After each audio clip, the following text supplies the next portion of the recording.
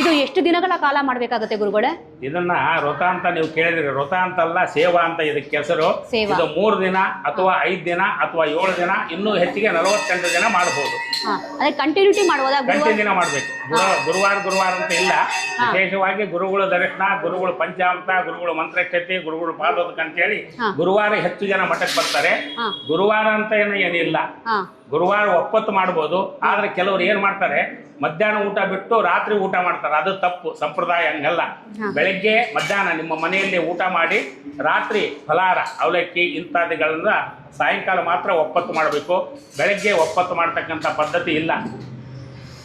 ಮತ್ತೆ ಇವಾಗ ಗುರುಗಳಿಗೆ ಯಾವ ಪ್ರಸಾದನ ಇಡಬೇಕು ಗುರುಗಳೇ? ಗುರುಗಳ ಮುಂದೆ ಫಲ ಸಮರ್ಪಣೆ ಮಾಡ್ತಕ್ಕಂಥದ್ದು ಉತ್ತಮ. ಒಂದು ತೆಂಗಿನಕಾಯಿ ಅಥವಾ ಹಣ್ಣುಗಳು ಅಥವಾ ಹಾಲು, ಸಕ್ಕರೆ ಅಥವಾ ಬೆಲ್ಲ, ಇದನ್ನು ಮಾಡ್ತಕ್ಕಂಥದ್ದು ಪದ್ಧತಿ. ಈ ರವಾ ಗಿವ ಮಾಡಿ ಅದನ್ನು ಸ್ಟವ್ವಿನ ಮೇಲೆ ಮಾಡ್ತಕ್ಕಂಥದ್ದು ಪದ್ಧತಿ ಅಲ್ಲ. ಅನ್ನ ಇಡಬಾರ್ದು.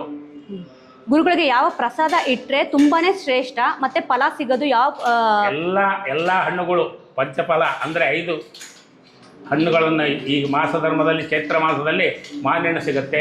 ಬಾಳೆಹಣ್ಣಿನ ಕಾಲ, ಬಾಳೆಹಣ್ಣಂತೂ ಸದಾರ್ತಿ ಇರುತ್ತೆ. ಇನ್ನು ಇದು ಏನಂತಂದರೆ ಖರ್ಜೂರ, ಅಲ್ಲೇ ಕಲ್ಸಕ್ರೆ ಅಥವಾ ದ್ರಾಕ್ಷಿ, ಗೋಡಂಬಿ ಉತ್ತಮವಾದಂಥದ್ದು ಇಟ್ಟು ಮಾಡ್ತಕ್ಕಂಥ ಪದ್ಧತಿ ಒಳ್ಳೆಯದು. ಯಾವ ಪುಷ್ಪನ ಅರ್ಪಿಸ್ಬೇಕು ಗುರುಗಳಿಗೆ? ಸುಗಂಧ ಭರಿತವಾದ ಪುಷ್ಪ ಅಂತಾನೆ ಇರೋದು. ಈ ಮಲ್ಲಿಗೆ ಹೂವು ಸುಗಂಧ, ಆಮೇಲೆ ಗುಲಾಬಿನೂ ಏರಿಸ್ಬೋದು. ಉತ್ತಮವಾದದ್ದಂತಂದ್ರೆ ಮಲ್ಲಿಗೆ. ತುಳಸಿ ಇಡ್ತಾರಲ್ಲ ಗುರುಗಳೇ? ತುಳಸಿ ಇಡ್ತಾರಲ್ವಾ? ತುಳಸಿ ಹೆಣ್ಣು ಮುಟ್ಟಿ ಏರ್ಸಕ್ಕಂಥ ಪದ್ಧತಿ ಇಲ್ಲ. ತುಳಸಿ ಏರಿಸಬಾರ್ದು. ಮನೆಯಲ್ಲಿ ಯಜಮಾನ ಇದ್ರೆ ಅವ್ರು ಮಾತ್ರ ತುಳಸಿ ಏರಿಸಬೇಕು. ಇವಾಗ ಅಕ್ಷತೆ ಕೊಡ್ತಾರಲ್ವಾ, ಆ ಅಕ್ಷತೆನ ಈಗ ಕೆಲವೊಬ್ರು ಬಾಯಲ್ಲಿ ಹಾಕೊಂತಾರೆ, ಕೆಲವೊಬ್ರು ತಲೆ ಮೇಲೆ ಹಾಕೊಂತಾರೆ, ಕೆಲವೊಬ್ರು ಜೇಬಲ್ಲಿ ಇಟ್ಕೊಂತಾರೆ. ಏನಂತಂದ್ರೆ ಬಾಯಲ್ಲಿ ಹಾಕತಕ್ಕಂಥದ್ದು ಯಾರಿಗೋ ಅನಾನುಕೂಲದಿಂದ ಆರೋಗ್ಯ ಕೆಟ್ಟಿರುತ್ತೆ.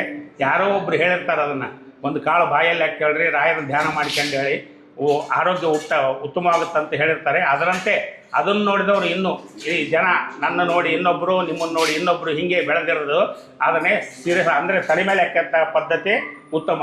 ಜೋಬಿನಲ್ಲಿ ಇಟ್ಕೋಬಹುದು. ಯಾಕಂತಂದ್ರೆ ಕಾರ್ಯಸಿದ್ಧಿವಾಸ್ಕರವಾಗಿ ಅದನ್ನ ರಾಘವೇಂದ್ರ ಸ್ವಾಮಿಗಳವರ ಮಂತ್ರಕ್ಷತೆ ಇಟ್ಕೊಂಡು ಹೋದ್ರೆ ಏನು ತಪ್ಪಿಲ್ಲ. ಅಂದ್ರೆ ಹೆಣ್ಮಕ್ಳು ಕೂಡ ತಲೆ ಮೇಲೆನೆ ಹಾಕಬೇಕು. ಗಂಡು ಮಕ್ಳಾದ್ರೂ ಅಷ್ಟೇ, ಗಂಡು ಅಷ್ಟೇ, ಹೆಣ್ಮಕ್ಳು ಅಷ್ಟೇ. ಶಿರಸ ತಲೆ ಮೇಲೆ ಏನಾದ್ರೂ ಸಮಸ್ಯೆ ಇದ್ರೆ ಮಾತ್ರ ಬಾಯಲ್ಲಿ ಹಾಕೋಬೇಕು. ಅಂದ್ರೆ ಆರೋಗ್ಯ ಕೊಡಪ್ಪ ಗೌರವಂತ ಪಾದೋದಕ್ಕೆ ತಗೊಂಡ್ರೆ ಕೊಡ್ತಾರೆ.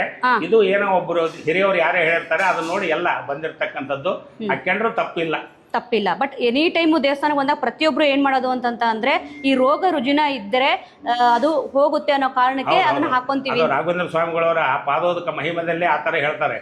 ಎಪ್ಪಬೇ ಜಲಮೇತೇನ ಸ್ತೋತ್ರೇಣ ಇವ ವಿಮಂತ್ರಿತಂ ತಸ್ಯ ಕುಕ್ಷಿ ಗದಾದೋಷಾಹ ಸರ್ವೇ ನಶ್ಯಂತಿ ತಕ್ಷಣ ಅಂತ ರಾಘವೇಂದ್ರ ಸ್ವಾಮಿಗಳವರ ಸ್ತೋತ್ರದಲ್ಲಿ ಹೇಳ್ಯಾರೆ. ತಕ್ಷಣದಲ್ಲಿ ಆಗ್ಲಿದ್ರೆ ನಮ್ಗೆ ಅಂತ ಶಕ್ತಿ ಇಲ್ಲ. ಯಾಕಂತಂದ್ರೆ ರಾಘವೇಂದ್ರ ಸ್ವಾಮಿಗಳವರನ್ನು ನಾವೇನು ತಿಳಿದಿಲ್ಲ. ಆದರೆ ದಿನ ಸಾಧನೆ ಮೇಲೆ ಆ ರೋಗ ವ್ಯಾಧಿ ಇದೆಲ್ಲ ಪರಿಹಾರ ಆಗೇ ಆಗುತ್ತೆ.